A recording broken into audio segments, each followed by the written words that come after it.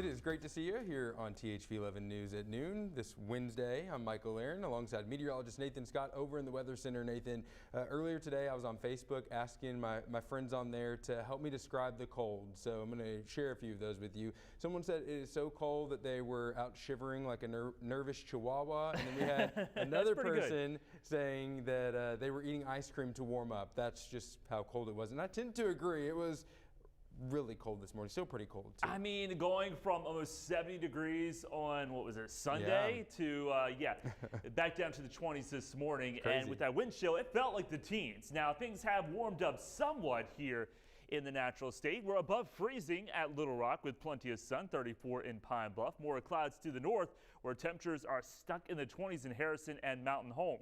The winds, they're still out there, but not as bad as what we saw yesterday. They're coming in from the north-northeast about 5 to 15 miles per hour. So it adds a bite to the air. It feels like 27 in Little Rock, feels like 23 in Searcy. It only feels like 14 in Harrison. Highs today. Most locations topping out into the upper 30s to lower 40s. We'll see increasing clouds to the west and north through the course of the afternoon ahead of our next system producing some snow right now in Texas and Oklahoma. That system will weaken as it approaches the natural state tonight, but there will be the chance of a passing flurry or snow shower. I'll have more on that system and more news on a more impressive system going into next week coming up. All right, Nathan, new at noon, liberal Supreme Court Justice Stephen Breyer is retiring. The 83-year-old has been a pragmatic force on a court that has grown increasingly conservative in recent years, trying to force majorities with more moderate justices right and left of center. His retirement gives President Joe Biden an opening he has pledged to fill by naming the first black woman to the high court. Another developing story here at noon, Little Rock police have identified the two victims in a Friday night homicide. Investigators tell us 38-year-old Andre Lucky and 44-year-old Jimmy Johnson were shot and killed outside of La Change's nightclub. Police are still searching for the man on the left side of your screen there, Paul Brown. He's wanted in connection to the shooting. Paul Williams was arrested over the weekend, the man right there on the right. He is charged with first-degree murder. This week, Arkansas is showing a few signs of improvement against the latest coronavirus surge. Here are the latest numbers from the Arkansas Department of Health. We saw about 7,900 new cases on Tuesday, but with that, a decrease in hospitalizations. Even so, roughly 1,700 Arkansans are battling COVID-19 in hospitals right now. It's still the second highest amount of hospitalizations we have seen since the start of the pandemic. 18 more people are on ventilators in the state. The new 7-day average for COVID-19 deaths in the U.S. is approaching 2,200 a day. That is the highest in nearly a year. But the CDC says fewer patients have been admitted to the hospital nationwide compared to previous waves. Hospitalizations are still climbing in some parts of the country where fewer people are vaccinated, and that includes our neighbors in Oklahoma. Chris Van Cleve has the latest. This morning, Oklahoma hospitals are at the brink. Every ICU bed in the state's capital city is full, with dozens of patients waiting for one to open. I try to treat each patient like they're my family. So, then it happened to my dad, and it's different. ER nurse Nicole Green will spend 12 hours today at a hospital slammed by COVID, as her 61-year-old father, Brett, battles for his life at another. He got sick last Tuesday, was in the hospital on Thursday, on a ventilator by Friday, but couldn't get an ICU bed until Saturday night.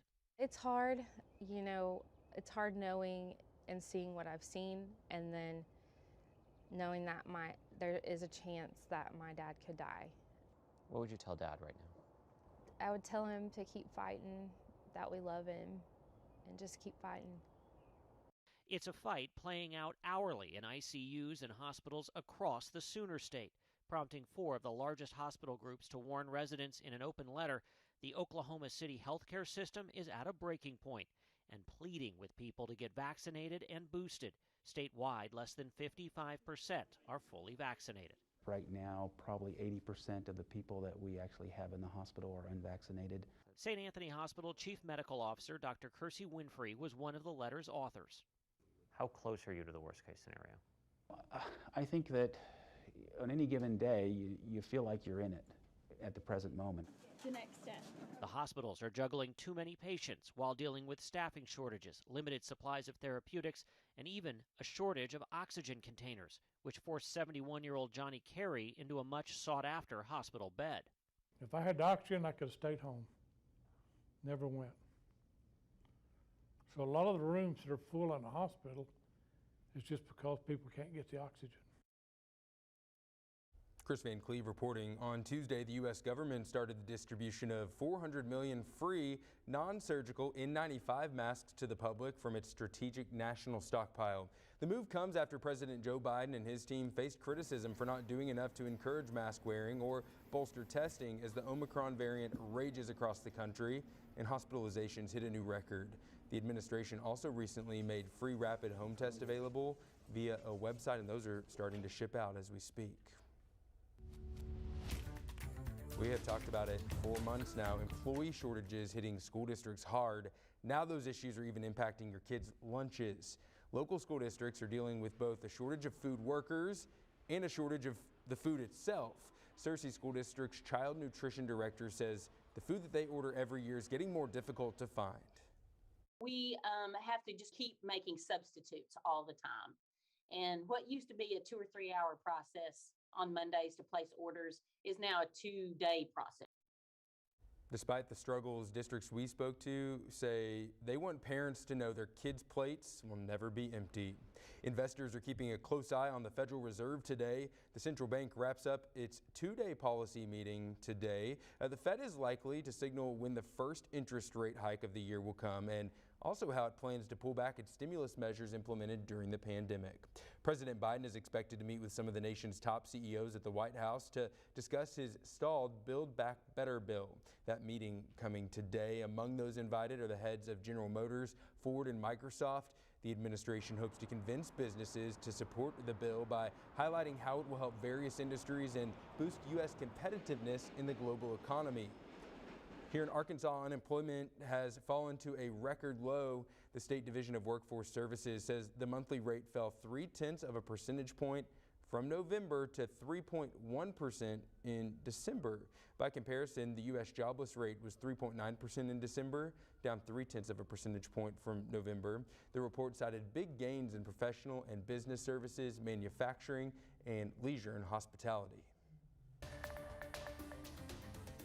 The U.S. Embassy in Ukraine is urging citizens to consider leaving now, saying the security situation there continues to be unpredictable because of the threat of a Russian military operation. President Biden is warning Russian President Vladimir Putin he will personally be sanctioned if he invades Ukraine. Natalie Brand has the latest from the White House. Russia's defense ministry released new video of warships leaving a port in Crimea as concerns grow over an imminent invasion of Ukraine, with roughly 100,000 Russian troops already amassed at the border. If he were to move in with all those forces, it would be the largest invasion since World War II.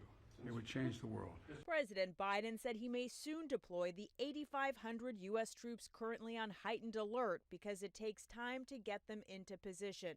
But the president stressed U.S. boots would not go beyond NATO's eastern flank. We have no intention of putting American forces or NATO forces in Ukraine.